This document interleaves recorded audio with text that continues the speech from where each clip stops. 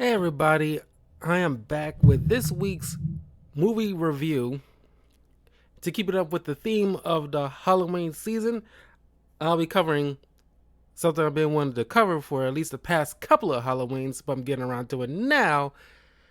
The 1984 classic Ghostbusters. And before we continue, please do me a huge favor. Please like this video, leave a comment below, let me know what you guys think of Ghostbusters as a franchise and what you think of the first film. I mean, I think we all have a united front of why we think the first movie is as good as it is, but I just want to give my thoughts on it and summary of the film.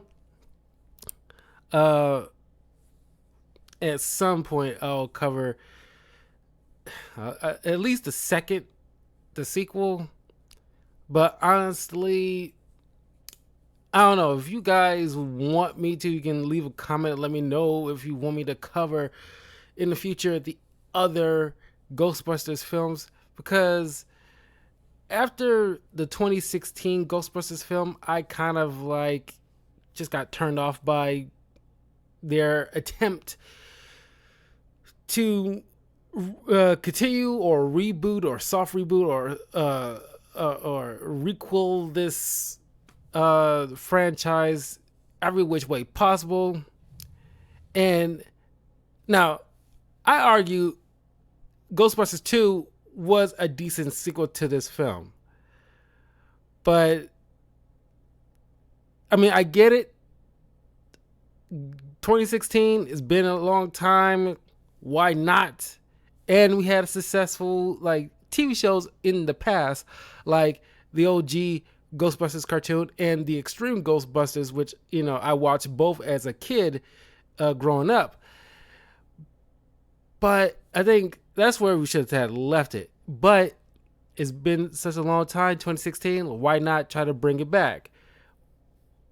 But they dropped the ball so hard on that. It was piss poor management. Now, then in the subsequent sequels, or at least refresh of the franchise after that, personally, from what I saw from the trailers and clips and stuff like that, it wasn't for me. I know I just wasn't going to enjoy it, so I didn't bother with it. But like I said, if you guys are adamant on me to check out the other Ghostbusters films, I'll definitely put on the list. But in any case, I want to talk about the first film. And it was directed by Ivan Reitman, written by Harold Ramis and Dan Aykroyd, starring Bill Murray, Dan Aykroyd, Sigourney Weaver, the late Harold Ramis, and Rick Moranis, and Ernie Hudson. So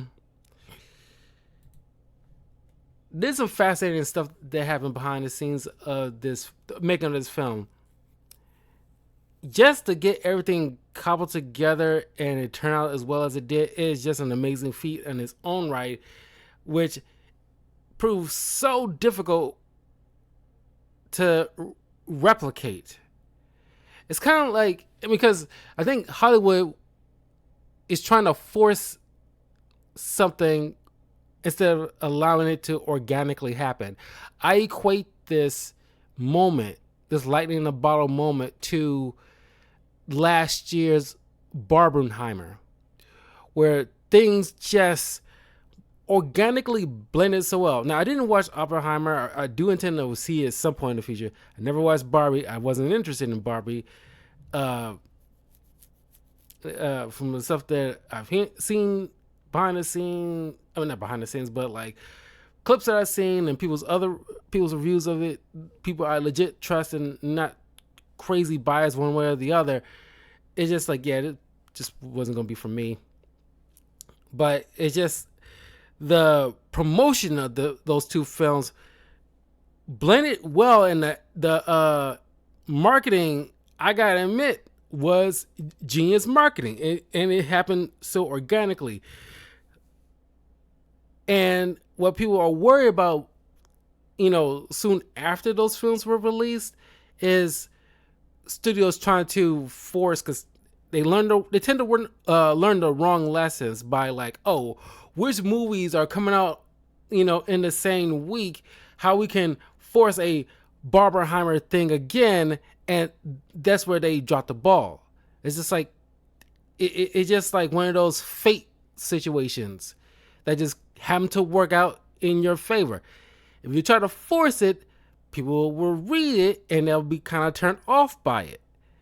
And that's what I see with like Ghostbusters, after Ghostbusters 2. It's like, or I argue probably maybe by, during the making of 2016, getting to the subsequent, stuff after that, they're trying to force scenarios to get us to like it and keep harkening things of the past instead of letting it be its own thing. Or mostly people been just, and I hear from Ernie Hudson and Dan Aykroyd mention this on press tours or just interviews in general, asking how would you make an appropriate Ghostbusters movie. And what they generally tend to bring up, which is a lot of people's sentiment, those OG Ghostbusters fans, it's just that you don't need to go back to the well. Just they just able to franchise around the world in certain spots, and like there's a Ghostbusters, because it wasn't like a bad idea to make a all girl Ghostbusters team, but when they tried to pretty much gender bend the original team, basically, whereas like Melissa McCarthy is like flipping the Peter Venkman, and of course like what's the a black woman from SNL, it's like pretty much a gender bent Ernie Hudson, and it's you're clearly trying to like put lady parts on the guys instead of just be your own thing. And that's partially why that didn't really work. You're trying to flip the script in all the wrong ways.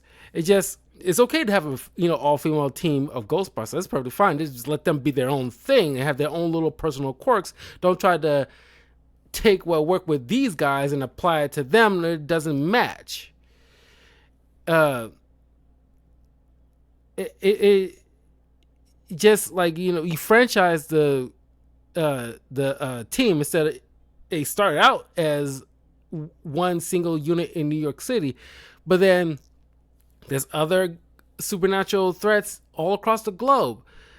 So have let New York be like the main hub, where like the headquarters is at, but there is like a separate division in Chicago, one in LA, even across the pond. There's a couple of units in like Paris or London, one in Australia and one in Africa and the Congo or something like that. And then a particular movie can just focus on one unit, like one in Chicago. We could focus on the adventures they have with a particular supernatural threat that's in that region.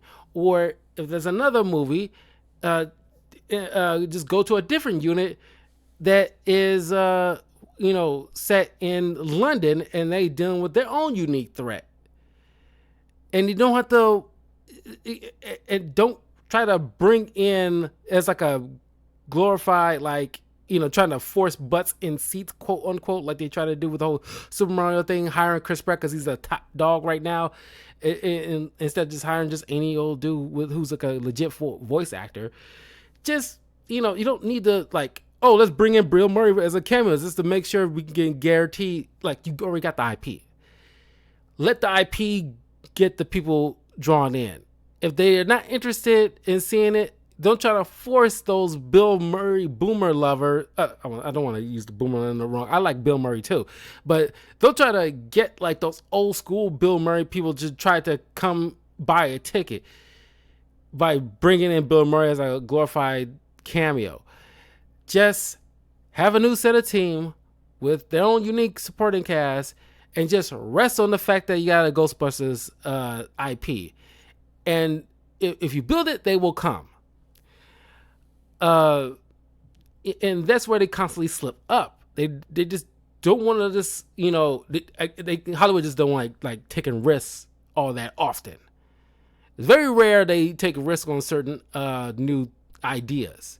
They want guaranteed money, in which I get, but in recent years, it goes to show that you guys need to start taking a little risk because you never know what might bank in the long term. And I kind of equate that, that thought process about making these different franchises set in different parts of the world. I equate that to like the Predator movies. Instead of just keep trying to go back to that same well from the first film, do what they finally did with Prey and just set in a particular time period and have a particular unique group of people fighting off a predator. That's your franchise. That's all you need. Like, you did a great job with Prey setting in like during like,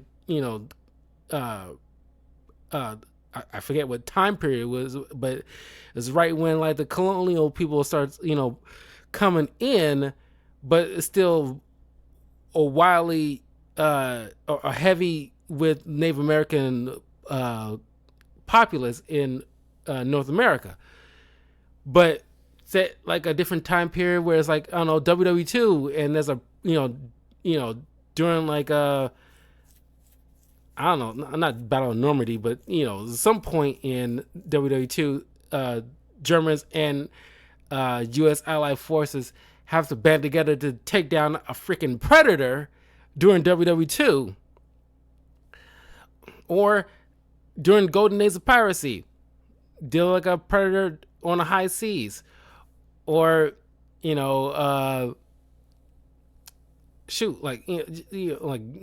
medieval Japan or medieval Europe, or it's just like a myriad of things, and you got your movie right there. Just pick a particular time period where there's war and conflict, and throw a predator in it. That's how you can just bank off the franchise of the Predator.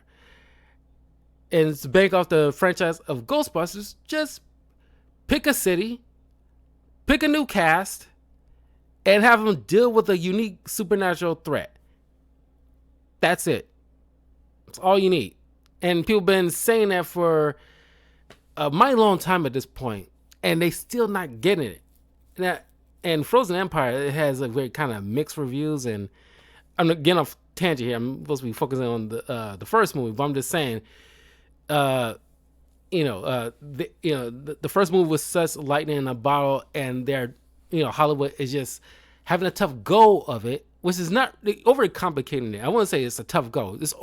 You're overly complicating it instead of just doing what we've been saying a long time and just, I give it this. Y'all started with new cast of characters. Cool. Don't bring back the older team. They already had their adventure in 2 films. Go in a different city. Pick a new group of people. And don't try to Stranger Things it up like you did with like Afterlife and Frozen Empire with these group of kids. I'm getting sick of these Stranger Things kind of scenarios where just again these group of kids. You can tell. It's like, Goonies, Stranger Things type of thing going on with getting a like Star Wars skeleton crew. You can just read the writing on the wall that it just applying Stranger Things by, again, a bunch of little kids. I know it's always been in like a movie trope with a group of kids having adventures together. Goonies and Stranger Things aren't the first one to do it, but they're the ones that kind of popularize that kind of thing. and you just can just tell, uh, uh, just how it's written sometimes, or what you see from trailers, and it's just, I mean, it would turn out, might turn out good, but it's just you did it with these group of kids and their own little thing, but they still tied to the original cast. I want a complete separation. That's what I feel. That's how I feel. Like, just complete separation of the original cast. They had their adventure. We enjoyed it in those first two films. Let it go.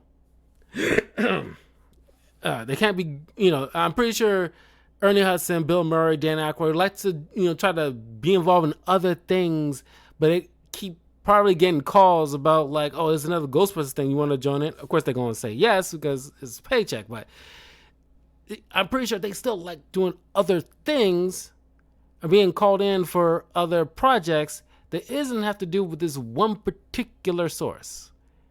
That's just how I feel. Anyway,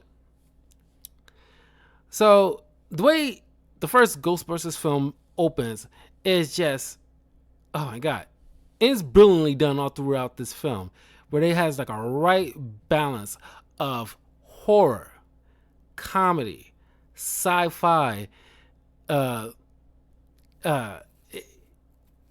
It's like a right balance of those things, and all wrapped up in what will work for kids and what will work for adults as well. All those things in this melting pot of, like I said, happens so organically, and this all things due to the writings of Dan Aykroyd and Harold Ramis. They know how to write film, and also they had the benefit of not being tied down or bogged down by what today's writers, would probably put restraints on, because I hate to say it, but kind of very PC, sensibilities of certain people out in the world. Not saying that it didn't have its benefits, because there's some things that aren't meant for little kids to absorb. But you also gotta, like, learn how to let go of the reins and not coddle people in general. It basically leaving it up to the adults in the room to decide whether or not to allow the kids to go see certain things. And of course, there's always been kids sneaking out to go see a particular movie they're not supposed to see. But, it's not on you to parent the world. Just, make something. I'm pretty sure when this movie came out, not many parents probably wanted to let their kids or teenagers go see this particular film when it came out in '84. But I imagine there's a lot of them snuck out, went to see it, probably got in trouble when they probably got busted, no pun intended. But, that's the way of things. Now, I never was one of those kids that had to sneak out to go see a particular film. My father was pretty, lax on certain things. If there was certain things that, like, he won't let me watch any old thing, but, he was pretty laid back with certain films. Like, he watched most films that I grew up watching. I watched either with my grandparents or my father. And so I had like that parental kind of guidance and supervision. So when I watched like action movies with blood spurting everywhere, or when I watched The Predator, it was probably the first gory thing I ever watched as a kid.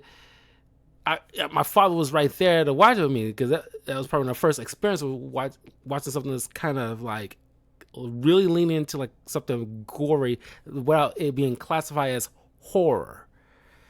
I'm not much of a horror guy, but my first horror film that I watched, not on my own volition, but my cousins kind of, when I was a little kid, my older cousins kind of made me watch Nightmare on Elm Street. And that was my first technically horror film, but the first horror film that I willingly went to go, out my way to go see, not in the theater, but when I watch a horror film, I probably rather just watch it at home so I can fast forward through certain bits. I'm a big chicken, sorry, but Scream franchise, the first ones I willingly watch on my own volition. Um, and I'm not counting really much like of course there was like the classic horror monsters like werewolf or Dracula, things of that sort. Like I've seen those too. So it's a fair amount of horror, but uh, by and large, I had like some type of older supervision there with me. I didn't have to sneak out like that, at all, actually. So, the opening of this film is just at this library, and this librarian put up these old books in like the basement area, and the use of the theremin music or the tone or the instrument, the theremin instrument that does that, creepy sound. When you hear like ooh, wee, that sound, that's the theremin. Often used in many horror type of film or TV. Is honestly, I can't imagine using a theremin outside of something of that genre. Normally, you use the theremin for comedy. Kind of weird, like a straight comedy. Like you don't use a theremin music to see The Mask or Dumb and Dumber. It'd be kind of weird and doesn't match. So she gets freaked out by this supernatural thing, which, by the way, the use of special effects and practical effects was balanced so well in here, and the use of claustrophobia, where you feel like you're right there.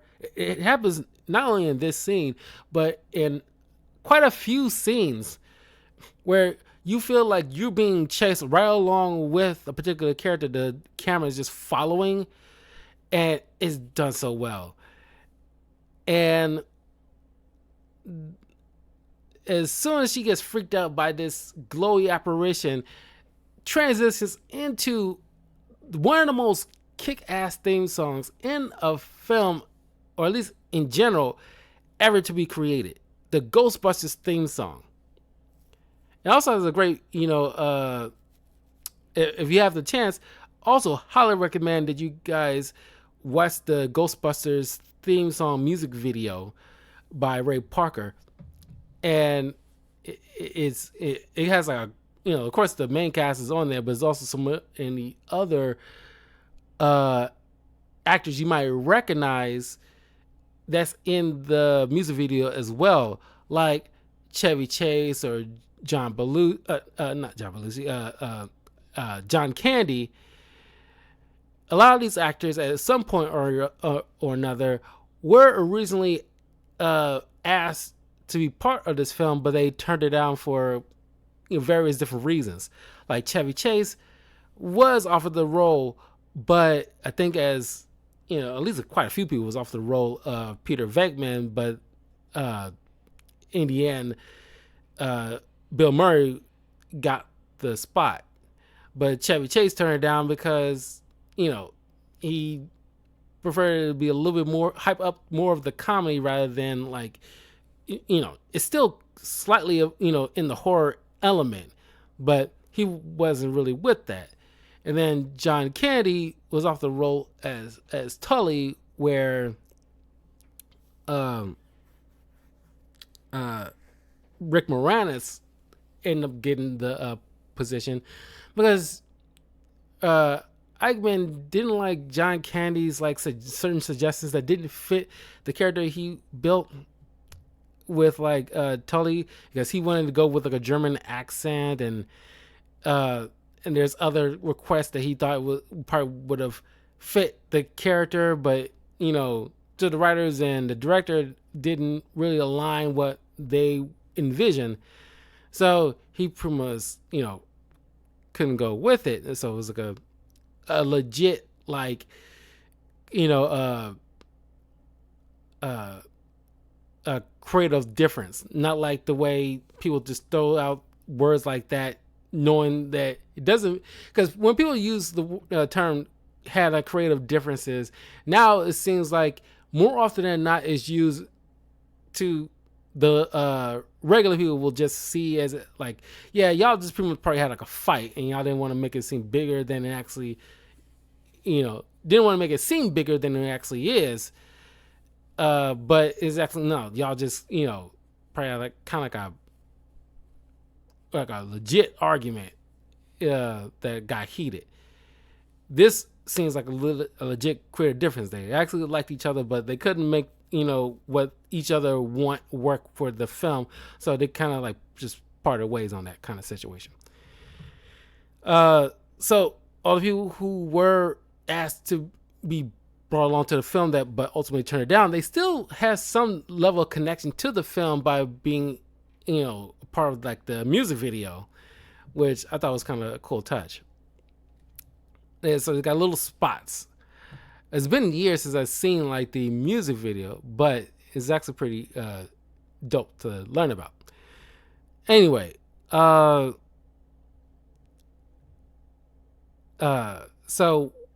we're introduced to Peter Venkman, played by Bill Murray. We got Dan Aykroyd as Ray Stantz, Sigourney Weaver as Dana Barrett, Harold Ramis as Egon Spengler, Rick Moranis, Louis Tully, Annie Potts as Janine Melnitz, or Melnitz, William Arthurton as Walter Peck, and Ernie Hudson as Winston Zeddemore. All these people, like, top-notch acting from, of course, top-notch acting. It's like, no duh, because every one of these people have, even by this moment in time, had like a considerable amount of, accolades underneath their belt. Maybe a few of them had like Oscars at this point. Like I'm pretty sure Sigourney Weaver probably had Oscars from Alien and things of that sort, and Bill Murray and and Harold Ramis had some type of award up until this point. But by and large, these people had like a long running history of work underneath their belt, recognizable films they were attached to. So, and they've been a part of like an SNL, cast at that time. It was like, of course, you're going to have like and of course, that doesn't always work either. I'm not going to say like, oh, you just get like these great actors involved and like they're always going to turn out, something perfect. But that isn't always the case. You can't rest on the fact that, oh, you got A-list actors, they're going to automatically produce whatever slop you put out. No, you still had to have some good writing to back it up. You cannot, think like, hey, who cares what kind of material I put out? These actors are good actors. They'll just make anything work. Cannot rely on that. I cite Sam Jackson in the Star Wars prequels. There are some hangups in the prequel era, but you look at something like Hayden Christensen, Natalie Portman, Sam Jackson, Ewan McGregor, all four incredible actors in their own right, done an amazing work prior to them getting on board on Star Wars. But, they couldn't fix the certain issues the prequels have. They just worked with what they had. You got to have like the writing to back it up. That's why I was saying this movie is a straight up a perfect example of lightning in the bottle. You got to have like a competent director, competent writers, competent actors that are willing to, work with each other and like, know what the mission statement is. All that has to line up in order to make this work solidly. And know who the audience is. Know what the mission statement is and know who the audience that you're trying to market to is. Which, sadly, in recent years, a lot of film and TV shows have lost that little, those two criteria. It's like who the audience is and what the mission statement is. Because you're placating, because Ghostbusters wasn't made for just middle-aged white guys of the middle class. They're the director wasn't hyper focused, or because I'm a little throwing shade at the Star Wars acolyte, but I'm just saying, I'm using an example. Like, I might never have to go out there, like movies for guys, or like Ghosts for guys, or how like the like Star Wars is female crack, like it's like like Ghosts for males. It's like he doesn't have to do all that stuff. This is for everybody. I'm just making a movie where these average Joes are out there capturing ghosts on these, with a particular arc they're going through, with a particular goal, with a particular villain. All these characters have their own little personal, quirks and motivations. They built up each character from the ground up with layers to them, and none of them are in one note at all. And it's all for everybody to understand. I'm not a white guy, but I can relate to each one of the Ghostbusters in some capacity. Norwell was raised in the 80s or the 70s in their case, but it's like, I can understand a lot of their motivations and things of that sort. You can choose which parts that you can relate to without them looking like you. None of it was forced. It all just happened organically. If you just got a story to tell, and what audience you're trying to work with, all that has to align, instead of being hyper focused on one particular percent of the community of the populace, and like flip off pretty much everybody else who didn't enjoy it. It's just like, even though they want to enjoy it, but it's like, well, it's not meant for you, and you're not a real Star Wars fan, and future is female, blah blah blah blah blah. It's like, that's not what you want to put out to the world. Ghostbusters and Star Wars alike is for everybody. It's not meant for one particular group. It might have started out for maybe like, of course Lucas probably, like definitely built Star Wars like a father and son type of, journey, or like just the theme of it is about fathers and sons kind of thing. But a lot of people just gravitated towards to it, and it kind of built off from there.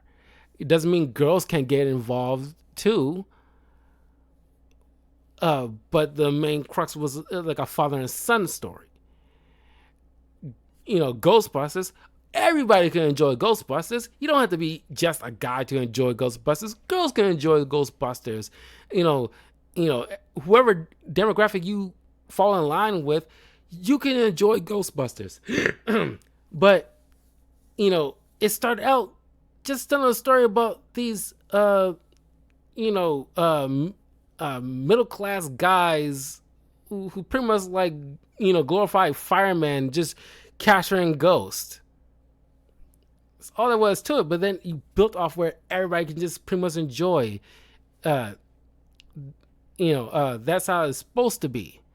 Doesn't neglect anybody else going. Like, you could be a guy in like Barbie, but Barbie primarily was meant for girls, little girls, but doesn't stop any dude who might be interested. It's the same thing like, My Little Pony. There's bronies out there in the world. I never got into My Little Pony, but I'm not going to hate on a guy who's like, found some love in My Little Pony growing up. It's perfectly fine. But the first demographic was for little girls. But it's so of a broad franchise that everybody can pretty much enjoy it. That's how it should work. Anyway, we are meeting Peter for the first time, and yes, I get how much of a creep he might come off across, but it's pretty much like he was like a poor man's James Bond, where I'm pretty sure if we know like the backstory of Peter Venkman, I'm pretty sure he would have been considered a ladies' man at the time and very charming. And like I can see Peter Venkman in a lot of dudes growing up, where they're funny and they're kind of witty and just charming, which is kind of an aphrodisiac for a lot of women that will fall to guys like that.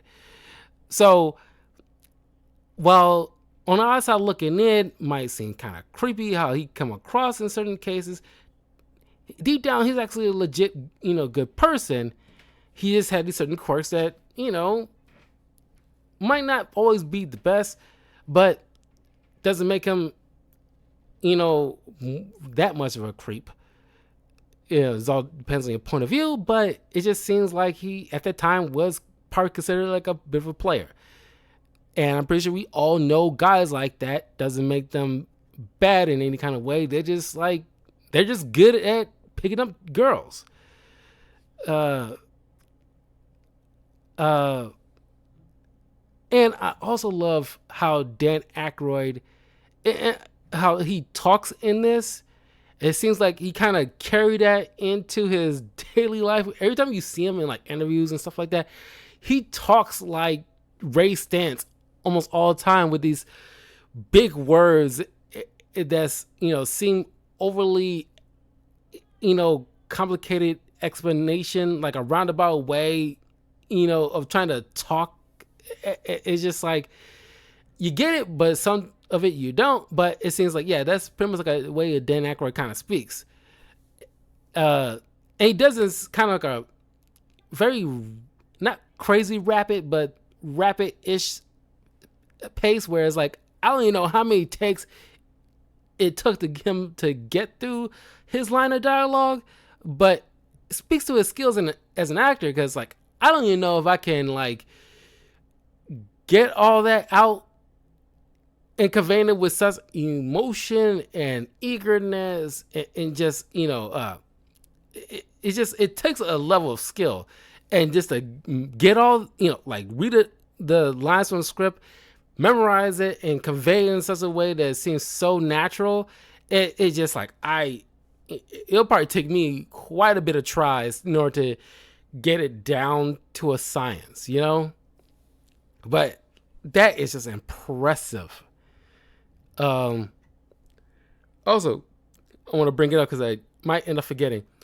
Ernie Hudson was brought in a little bit later in this movie because initially they wanted to have Winston brought in earlier in this film, but they really wanted to go with Eddie Murphy for this role, but through some obligations, they couldn't get Eddie Murphy. So they kind of brought in Winston later when they finally got Ernie Hudson to be part of the role. Which, looking back, I think it was probably like a great choice. Because, I don't know, yeah, Eddie Murphy was the it guy at that time too, in the 80s. But half of me feels like Eddie Murphy might have overshadowed everybody else. Especially around that time when he was so big as he was, he will probably have to tone down himself to the level of everybody else. Especially someone like, Bill Murray, who was still pretty popular around that time too. And just like, I don't know. I say he might have to tone it down a bit, but maybe, we don't know what that what if scenario would have looked like. But I think when they went with Ernie Hudson, he was always the right choice in my opinion. He had the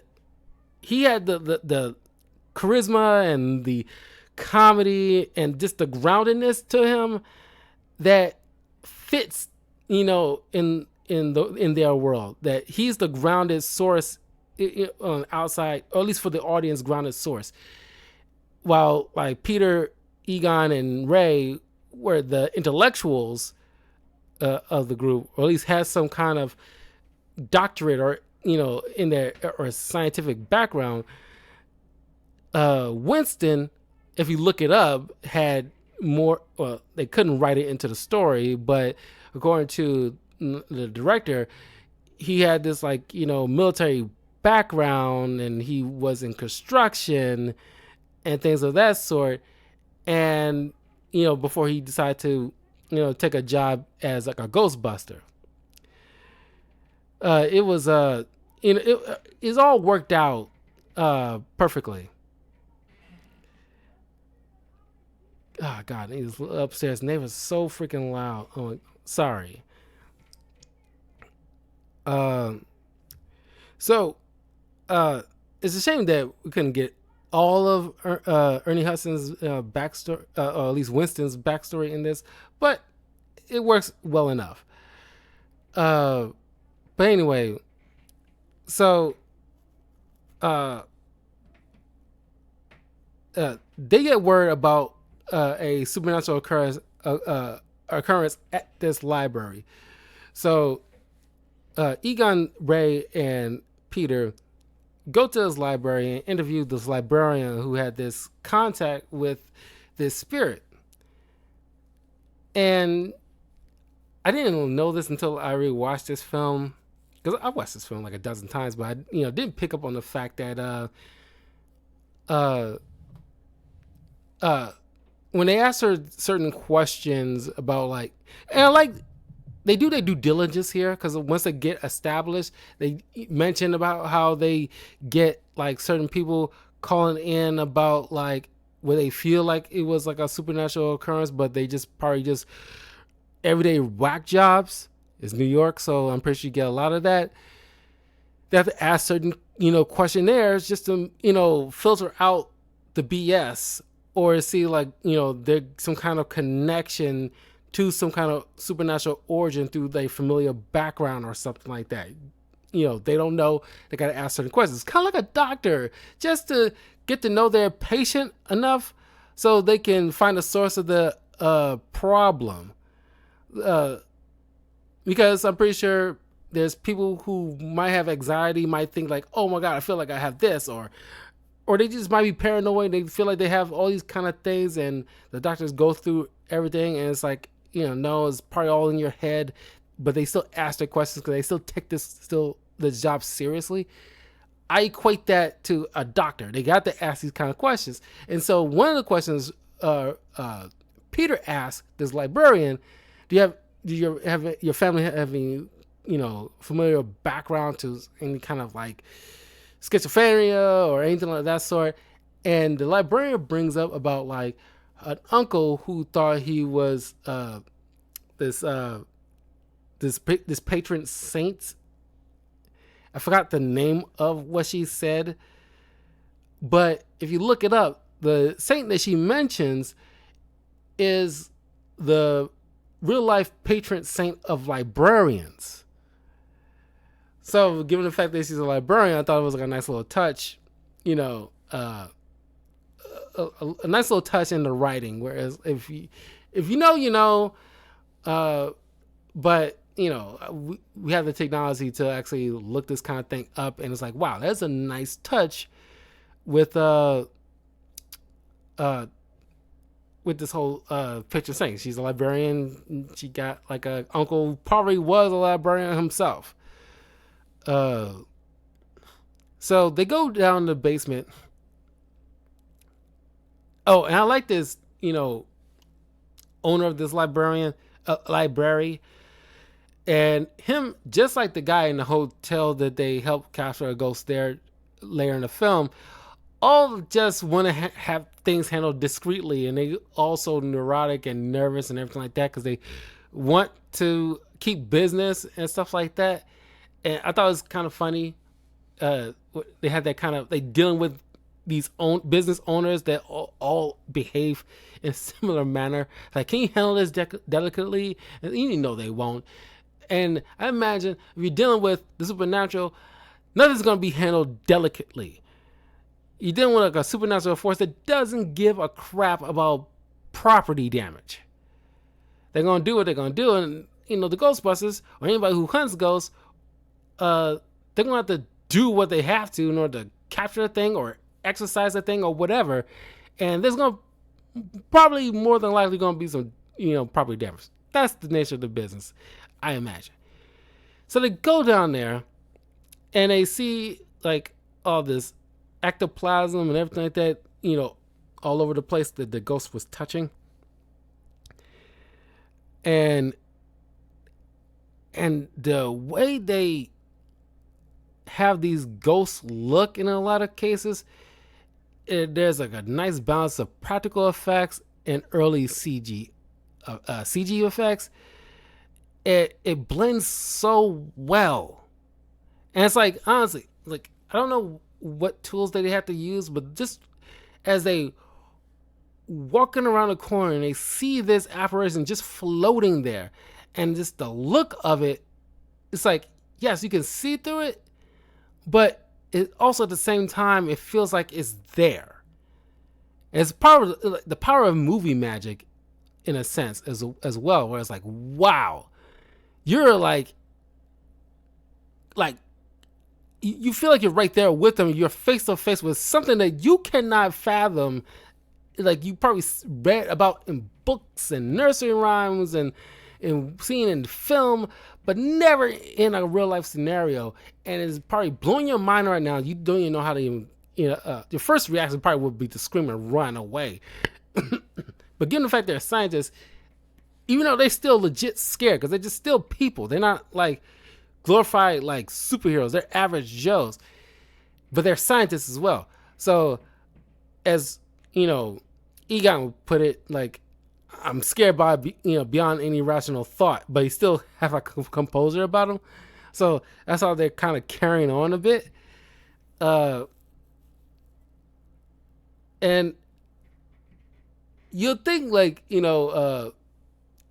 Peter, probably out of between Ray and Egon, who's very much intellectuals and super scientific about the way they go things, Peter kind of carry on like, even though he has like a doctorate in psychology and paranormal, something or other. It's actually a legit doctorate that you can actually study, which is like a nice touch there too.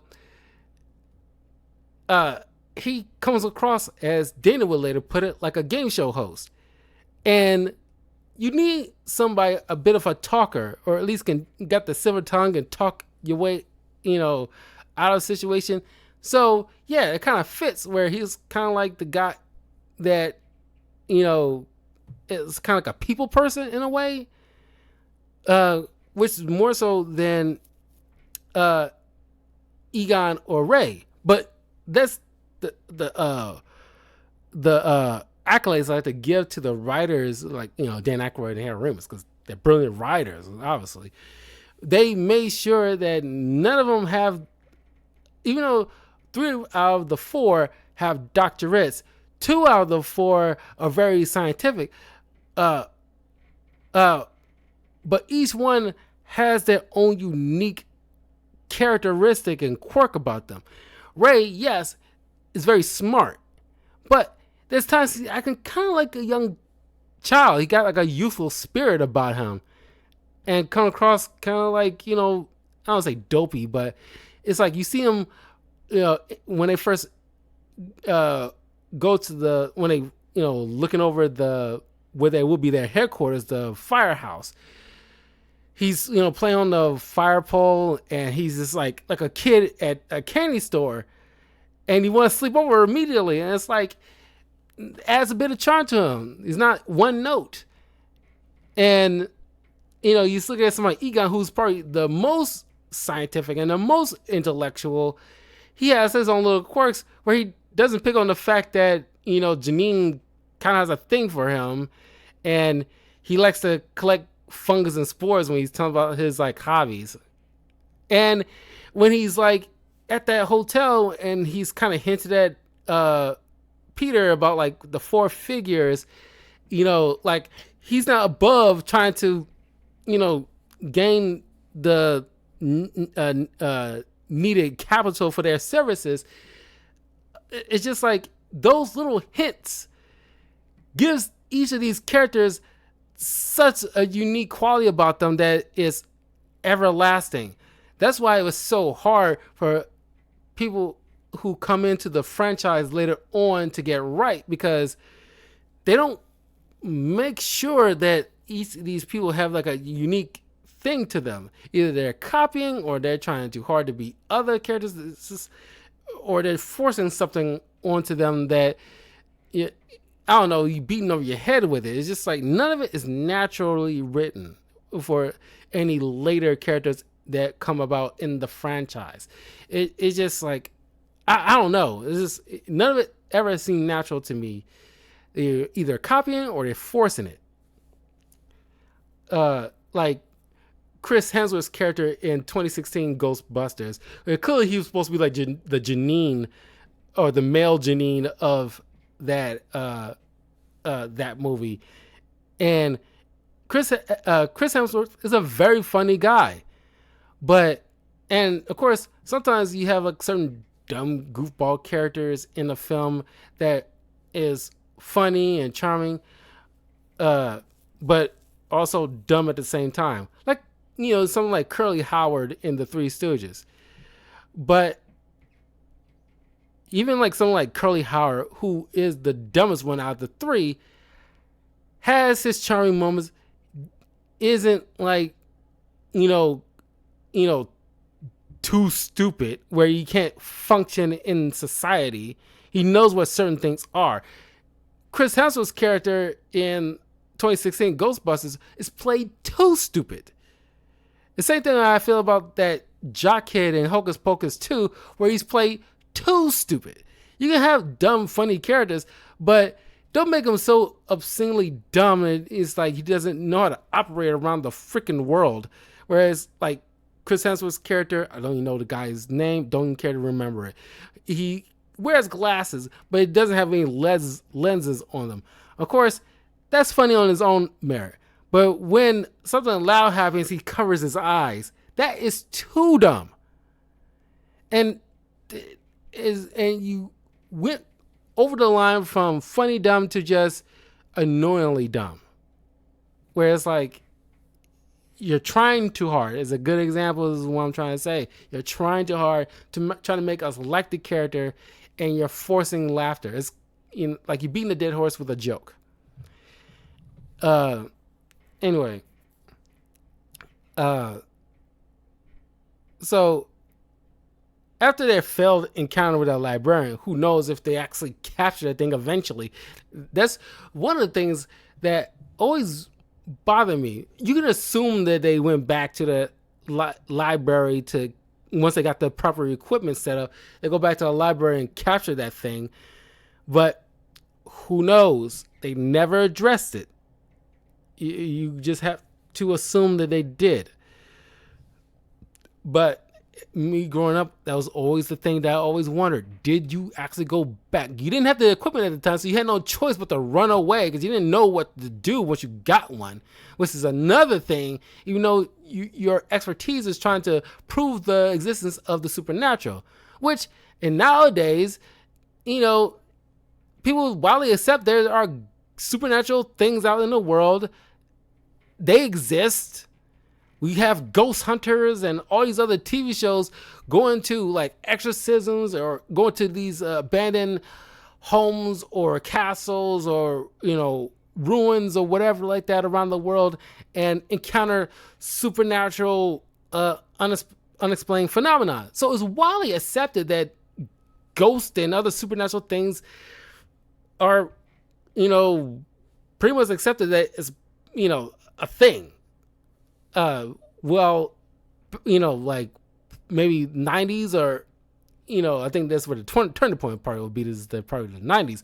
But going past the 90s, I think people are less willing to accept the existence of ghosts or demonic threats and things like that stuff. That's a very niche type of thing at that time. So of course they were woefully ill prepared. But you think as scientists, you try to have some level idea of what you would do if you ever so encounter a ghost. I wouldn't walk into a situation in the uh, in the notion that we might be a 99% of it's a 99% chance I might be encountering a ghost. You know, it's like supposed to be proving a thing to exist. What would you do if you had to encounter that stuff? You just see it, take a couple pictures, leave out. Okay, you're just gonna leave this thing in a functioning library where people have to go in and out of this basement, most of the day. And it's like you can't leave it there. It's not like an abandoned library. That'll be a different story. There's rarely going to be people coming by there. But this is like a functioning library with a legit ghost in the basement. And it's like, you got to go back to get it, right? And that's always bugged me. Like, did you go back to get it? Anyway, they get scared when, like I said, going back to Peter, they count on him to be the guy to the sweet talker, essentially.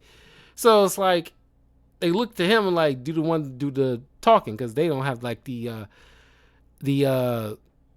gift of gab as Peter does. So Peter just talked to it, and I think that was like a smart play, honestly, because you don't know what like a lot of these ghosts can do. Some can affect the elements if they probably want to, depending on how they die. Like if somebody die by electrocution or something like that, they might come back as like a tormented ghost with electricity powers. You don't know.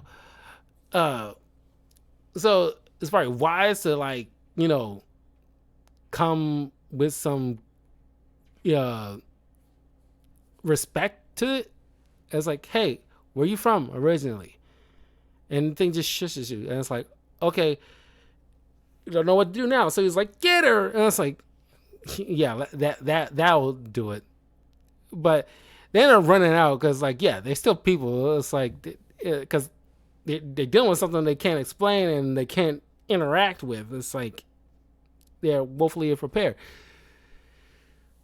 So when they go back to the university, they're getting let go because of lack of results and other shady shenanigans that they pulled. So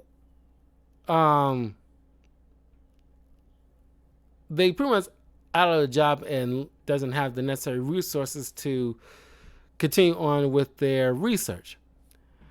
So while selling Ray's familial home, they get the necessary capital to buy this abandoned firehouse, which, by the way, is pretty much like a New York attraction at this point, which would be fun to see in person, especially if you're a Ghostbusters fan. And I like how this realtor, like the realtor, just looking, as Peter's asking Egon what he thinks of the place, and he just blatantly points out how like the neighborhood is a demilitarized zone. There's places of shambles. The functionality of the electricity, the lack of power source, all the stuff that they got to seriously work on them just to make it function for their needs. And you look behind, like in the not background, but she's still in the foreground. But the realtor is just like standing behind him as she just giving a stank face, like this as this dude is prattling on about this this nightmares of a place that they ultimately had to buy because it's the only thing that probably would suit their needs enough, which they do ultimately make work. It's just like I love just the look she has on her face, like this mother, like. But then here comes Ray, super excited, like, oh my god, you tried this, fire pole? We should stay here. And of course, she just got this smug look on her face as like Peter's like, we'll take it. And of course, they got these, the iconic suits and the proton packs and everything like that. but it's untested, and which we later learn from Egon about not crossing the streams because it might cause a horrific explosion.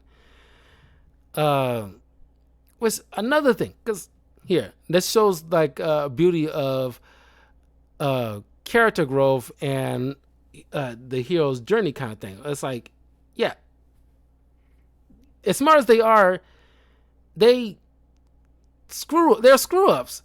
They fail to realize, okay, maybe, like we should come prepared if we first encounter a ghost, but instead we don't know what to do when we did it. Now that we are established business and got the tools, we don't bother to test it out just to make sure how everything functions, so we don't go in there like cowboys. So it's like they live and you learn kind of situation, and become, kind of glorified experts part way through the movie. So like, I do like that. They're not just, as soon as they got the tools, they just automatic experts. Like, no, they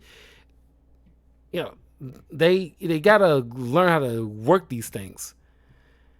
Especially if the proton packs are nuclear powered, by the way.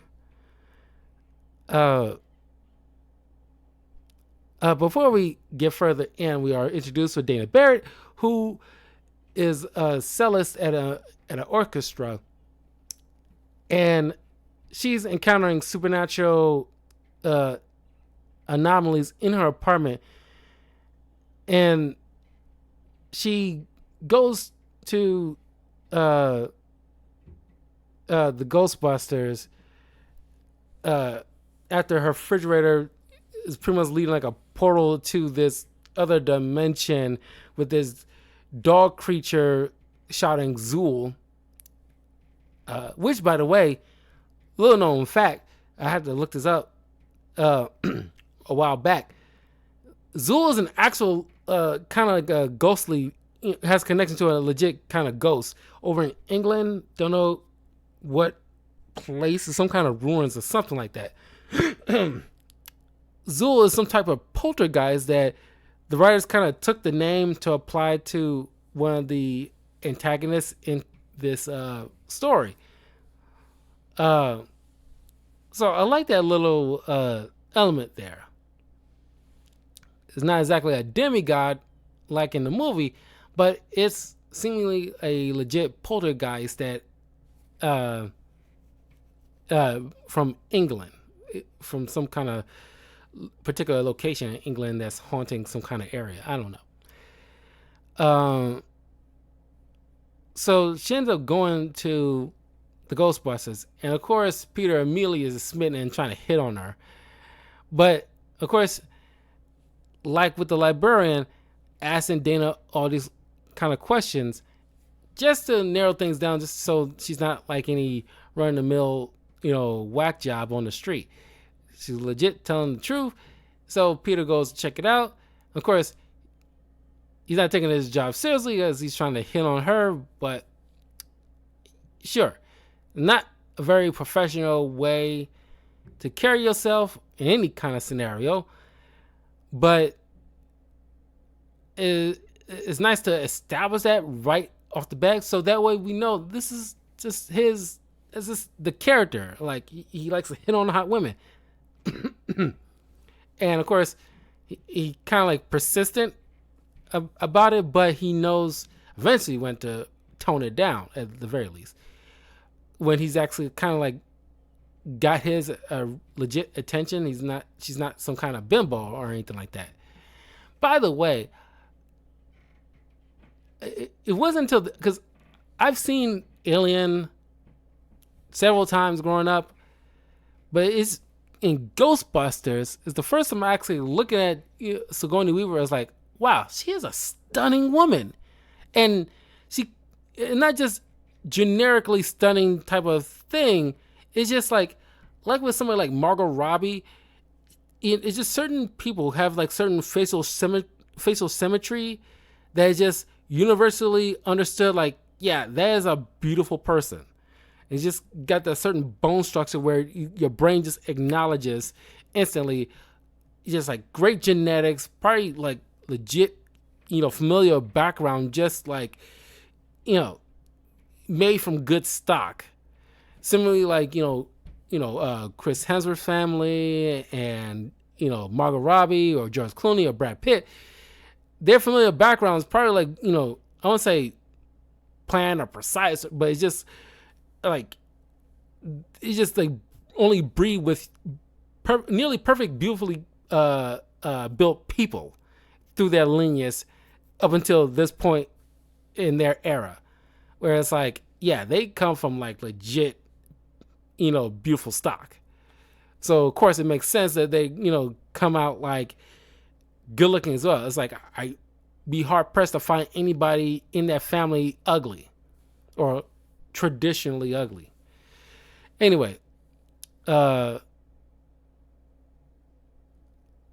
so they end up getting a call about this haunting in this hotel, and they end up coming across what we would dub as Slimer, but behind the scenes, the cast and crew call it the Onion Ghost or the Onion Man or something like that, Onion something. And it's been widely considered that Slimer is supposed to be like the ghost of John Belushi, who was initially supposed to have been casted for the role, but he died during the, I guess the initial writing of the, first draft, I'm assuming. But he passed away. And so the way Slimer eats is similar to how John Belushi have eaten in a particular film or a show or something like that. It's very reminiscent. So that's why we kind of, people by and large kind of lean into that. It's just the spirit of John Belushi. But Slimer has always been like, one of those iconic mascots for a particular franchise, similar to how like Pikachu for Pokemon, Bugs Bunny for Looney Tunes, Spider-Man for Marvel, etc.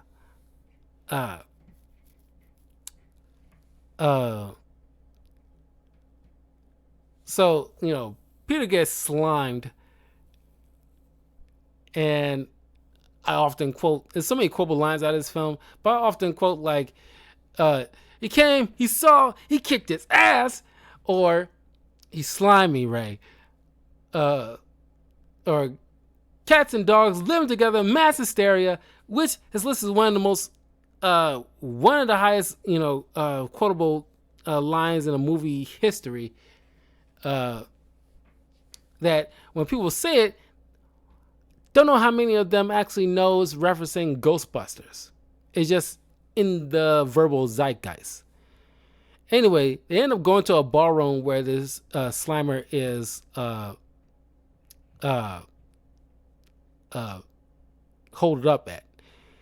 And I kind of like this. I kind of, because I made like a video game based off Ghostbusters that I didn't play, but some people say is actually pretty good. But I kind of look at it as Slimer being their first like boss, essentially. Very low level, simple-ish to get. And eventually, throughout the course of the film, they work their way up to the big bad Zool when they have the necessary experience in order to combat that high of a threat. Of course, you gotta start something simple with these guys because this is the first time they're actually using these tools. They cannot use these tools on anything, hell, not even bigger than that librarian, because you don't know how to work these things. But eventually, they capture Slimer, and now they become household sensations. And of course, you get that kick-ass Ghostbusters theme song. Then we are introduced to Winston, who answers the ad for a position at to be brought on board. And I love Janine. She's a great supporting character too. And just like Amy Potts' portrayal, where it seems like very monotone and matter of factly, it just heightens the hilarity in her interactions with each of the members, especially with Peter, and where she just doesn't care for Peter's crap. But it's just so funny, and the way she answers his phones is so hilarious. Like, Ghostbusters, what do you want? It's like, God, I love that. I just love her character. She's so funny. Uh, uh, so we learn about. I'm glad they throw this in here. You learn about how the lock mechanism of when they capture a ghost, they put it in this containment unit to store it away. Now, of course, it's like only a limited capacity, which once again they failed to try to like consider. Like, okay, you don't understand how they formulate this containment unit, but they haven't considered like, what's the capacity of these things, how you can permanently expel the storage unit so that way you can store more ghosts later down the road. I remember in Extreme Ghostbusters, there was an episode where you get to see what's on the other side of this containment unit, and it seems like a vast landscape, kind of like a Phantom Zone kind of situation,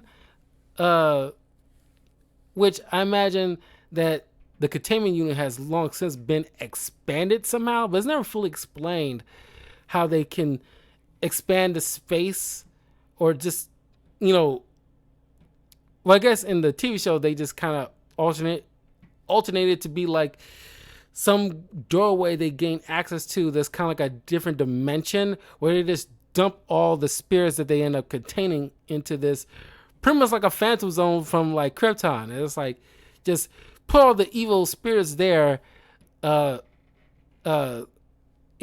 this particular location, so out of the earthly plane. So I'm glad you learned about how the locking mechanism works. It's kind of a cool touch. They didn't really need to put it in there, but I'm glad they did, so you know how to lock this thing. Well, I know why they did it, because it comes back later when they have to shut it down. But we are introduced with Mr. Peck, who is, growing up as a kid, you look at him like, dude, it's like this evil dude trying to ruin the Ghostbusters adventures and fun and stuff like that. They're heroes, and you're bugging them. And of course, this poor actor said on many occasions the kind of crap he, got, outside of the set, where kids make fun of him, call him dickless and everything like that. And it's hard for him to go to like a local bar just to get a drink because people give him crap.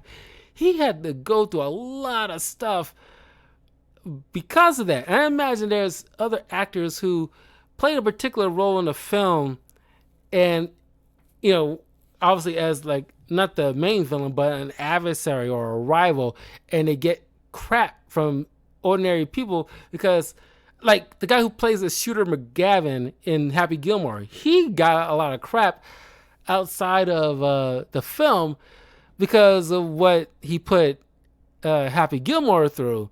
So it's just like, dang, that's like a shame. Because growing up, now you look back at it, even though he's still kind of an ass, but he had legitimate concerns, given the fact that through that whole entire montage of them capturing all these ghosts and how they haphazardly captured Slammer in that hotel, they work with very dangerous equipment. So eventually, somebody from like the CDC, or in this guy's case, what was the guy's job was, Environmental Protection Agency. Even though, little known fact about this film, the organization Walter Peck works for doesn't have jurisdictions in the area where the Ghostbusters were operating from, so he couldn't go there. He didn't have the kind of jurisdiction to go there to, even with a warrant, to shut them down. But whatever, it doesn't ultimately matter. But he did have legit concerns. He just had like an ass way about handling it. Uh, and by the way, he did come back in the recent Ghostbusters film, and I think he was the mayor, in that film this time around. I guess he, worked his way up, and he still gave well, from what I'm understanding, he gave like the Ghostbusters crap, rightly so, about the main female kid lead, about like, oh, she's underage, can't work with capturing ghosts because it's dangerous and you're endangering a minor, which once again is a legitimate concern that he raised that you can't really argue with. But I guess I haven't seen the entire film. I'm pretty sure he still kind of act like an ass. But given his experience in the 80s dealing with legit supernatural, threats that is real, I guess he knows they're real and doesn't see it as like a good idea to have a minor work with them in the field, because it's like, you're gonna probably end up getting this kid killed and you'll be held liable, which you would.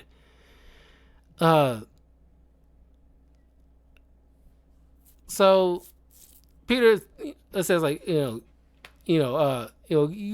get your court order and like, just get off my premises.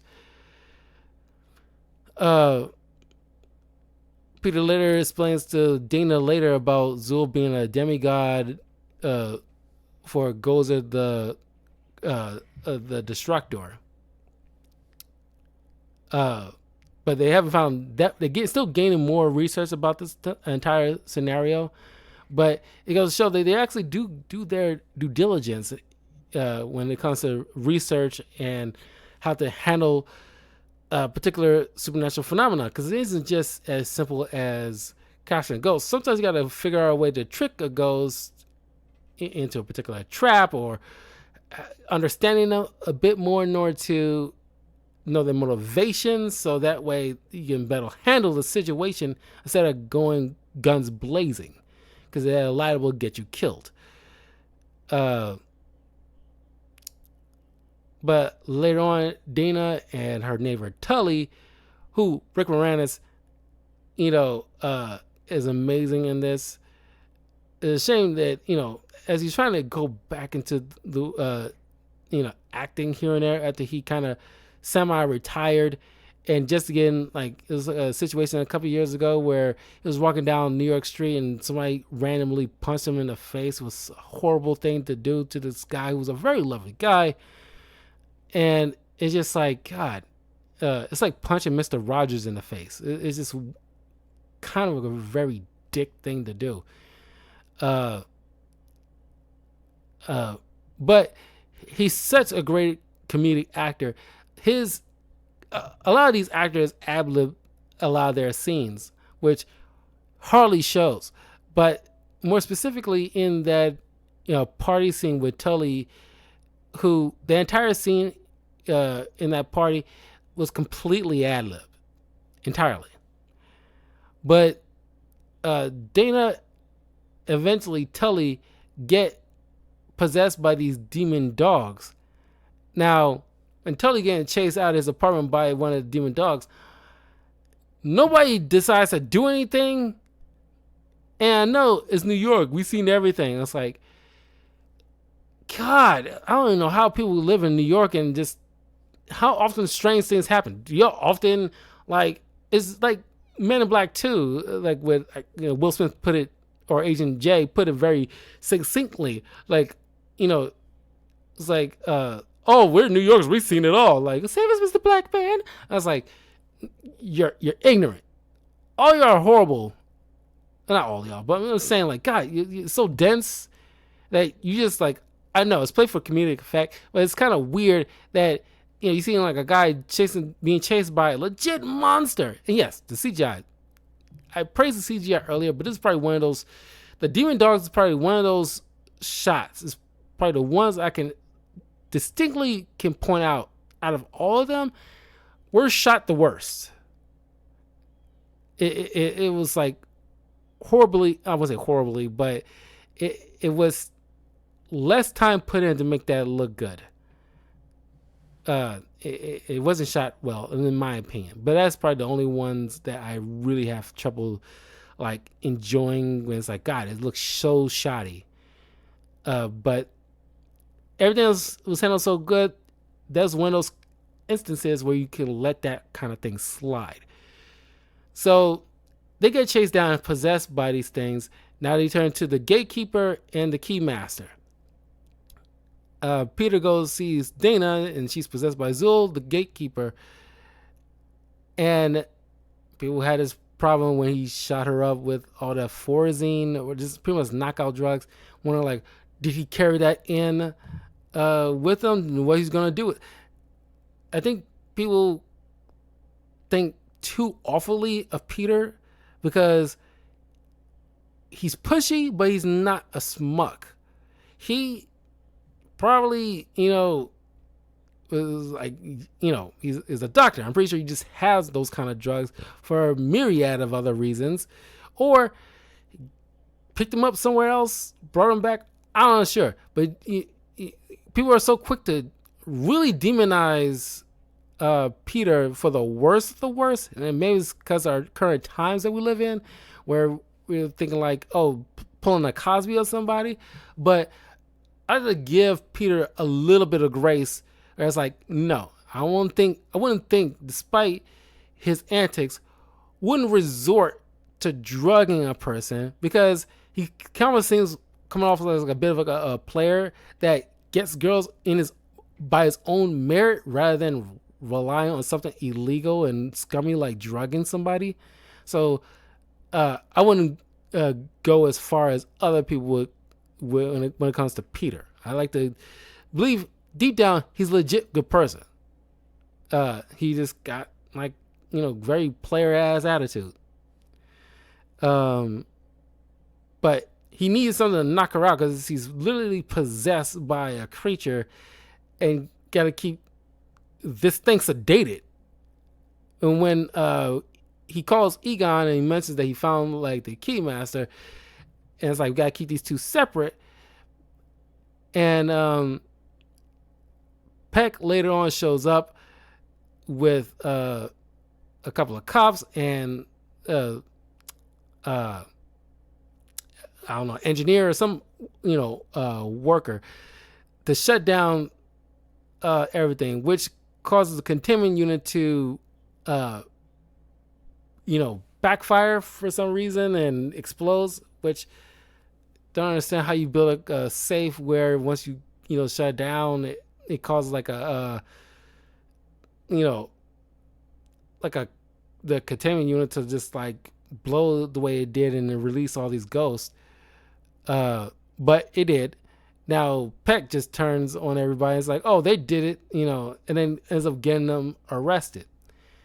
Now, there's a scene in the prison that Carl Winslow just happened to show up and to put them in, where they just happen to have a blueprint with them, where Egon explains to the team that the building Dana was living in was originally built back in the early 20th century by these cultists. One of them was like a leader who worshipped Gozer, the Destructor, and wanted to harbor the herald or the coming of Gozer and everything like that before he was captured and tried for unspeakable things, what he did as a cult leader. But as he constructed this building, he built it as like an antenna in a way to draw in any supernatural elements to it to build up power in order to bring in the coming of Gozer. But now, I guess it's charged up enough, and now Gozer is coming. A little also known fact: this scene was shot very quickly. It was, pretty much done in a good, maybe 1 day shoot, and they never returned back. Reason being, rumor was that particular cell they filmed in was supposedly haunted. There was particular scratch marks on the walls that was unexplained, that never been there before, or something or other. And don't know the ins and outs, but that was just the thing that the cast and crew brought up about, from what I've read up on, that particular prison cell was supposedly haunted, and they never wanted to go back, and luckily they shot what they needed, so they never returned back. It kind of reminds me when I did my review of The Craft, which is up on my channel, so you can check out my thoughts on that film. The scene where those girls was doing the ritual on the side of that beach, they had like a Wiccan consultant on film, and what the actors was, praising to or praying to was legit kind of like a spirit or demigod or something like that. And strange phenomenon was happening on set for that particular scene. The electricity keep going in and out on people. The tides kept rising as they say the name of that particular entity. There's a lot of strange phenomena happening in that particular scene. So these things, like I said, these things are legit real. And I think it's widely accepted, kind of like aliens. I think a lot of people kind of like widely accept them nowadays than they used to back in the day, during like the 80s on back. So the mayor calls him in, and it's kind of a weird scene with this priest where it's like, I guess, the mayor's Catholic and everything like that. He's best friends with like the one of the priests in the neighborhood. And he kisses his hand as like he's like the godfather or something like that. And I don't know, that entire interaction was always found that weird personally. It's not even a nitpick. It's really nothing burger, but it's just something that I always was kind of put off by personally. But the Ghostbusters managed to convince the mayor, despite Peck's protests, to give them their equipment so they can handle this thing. So they end up going to Dana's building. When Tully already was there, the keymaster and gatekeeper interact, have sex, unlock the door to allow Gozer to enter the earthly plane. And the movie shot the building like it's one of the tallest buildings ever. In reality, that building is like 20 floors up. That's the highest. But they shot it in a particular way to make it seem like it's super tall. So they make their way up and encounter Gozer, who honestly looked, it was the 80s, but it straight up looked like some kind of 80s rock band, especially after Dana and Tully turned into the Demon Dogs, and it looked like an 80s album cover, honestly. So after Ray tells Gozer that he's not like a god and he should have said yes, Gozer turns into goes into an ethereal smoke cloud and tells them to, which I'm shocked that, because the voice is so loud that people on the ground can hear it, but you would think that she was communing with the Ghostbusters, but the being so loud, I can't imagine anybody on this ground not hearing, and because Gozer says, choose the form of your destructor. And as Peter put it, it's like, if you think of J. Edgar Hoover, J. Edgar Hoover will come down the street and destroy us all. So you got to keep your mind blank. Don't know how you're going to keep your mind blank for extended periods of time while you're trying to figure out a way to destroy this thing. But I'm thinking about those people on the ground. They must have heard that same line of dialogue from this demonic entity. How, or demigod, whatever, how they not like, in a mass panic, not accidentally thinking up of a skeleton or a giant bird or something like that, and it comes walking down the street. Because I guess, like I said, you assume that Gozer is talking directly to these four. But Ray, innocently, given how we know his character, ends up coming up with, like, as he assumes would be like the most harmless thing ever, is the Stay Puft Marshmallow Man, which is the most iconic look in movie history. It's right up there with, Slimer in terms of, like, you see the Stay Puft Marshmallow Man, you can't help but think of Ghostbusters. It's like looking at the Superman symbol, you can't help but think of Superman. But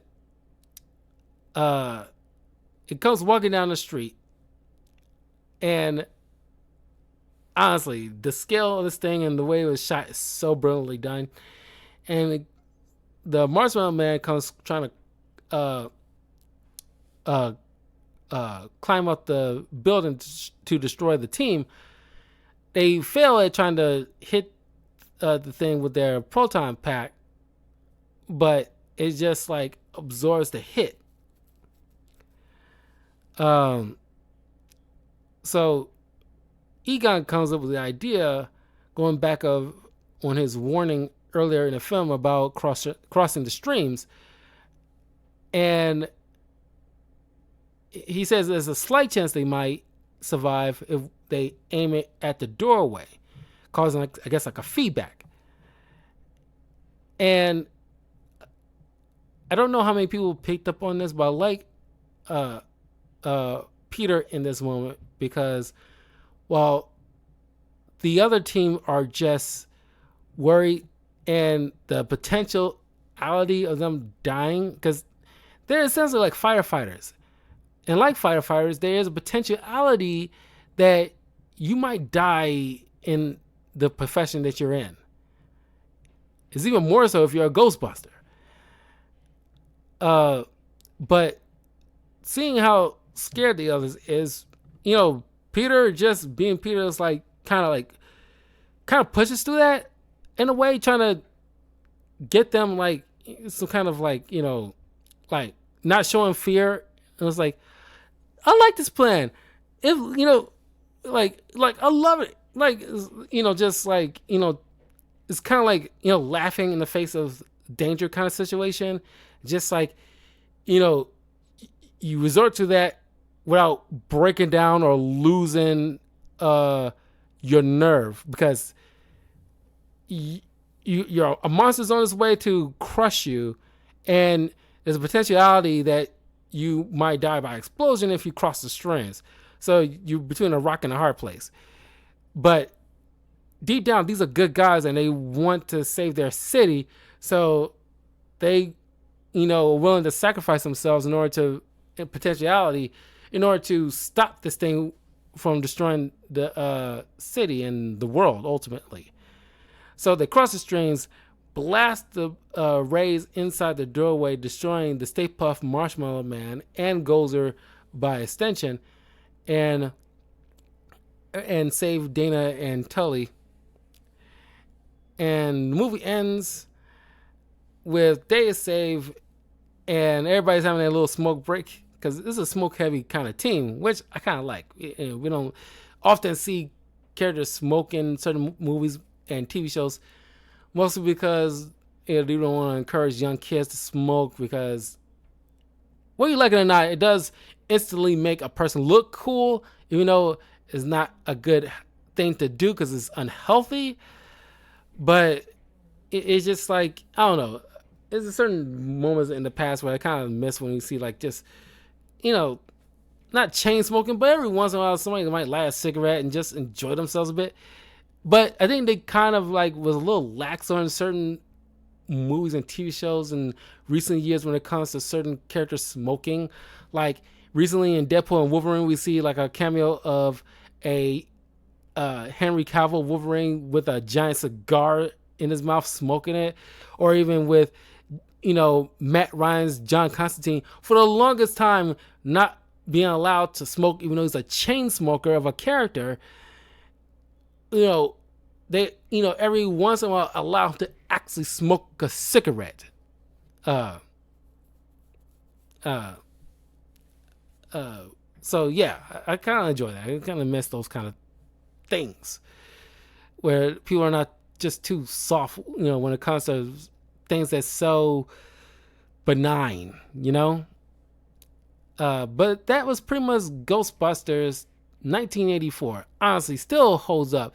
Like I said, I can't praise it enough. The issues I have with it are so minimal, where it's pretty much non-existent. Like the few moments of, issues with CGI, it's a nitpick at a certain level, but the characters are handled very brilliantly. The music is, sets the perfect tone to this film, and it balances the tone of the film in terms of musical score, acting, writing, directing, cinematography. The themes of like horror, comedy, sci-fi, knowing who the audience is and know what the mission statement is. All that stuff is like a perfect Chex Mix of a snack. Everything just balanced out so well that most films cannot replicate. Hell, its own franchise having a tough time replicating it. It's such a lightning in a bottle. It's just unprecedented, and Hollywood cannot recreate that manufacturally. It's kind of like with like the MCU's Marvel formula. When other people try to replicate that, it's not done perfectly because they don't want to look like they're copying Marvel, but they had the blueprint. Make self-contained individual stories with a particular motivation and particular villain, without worrying about what's going to happen next, which Marvel's kind of dropping the ball recently, but they're trying to get back on track. And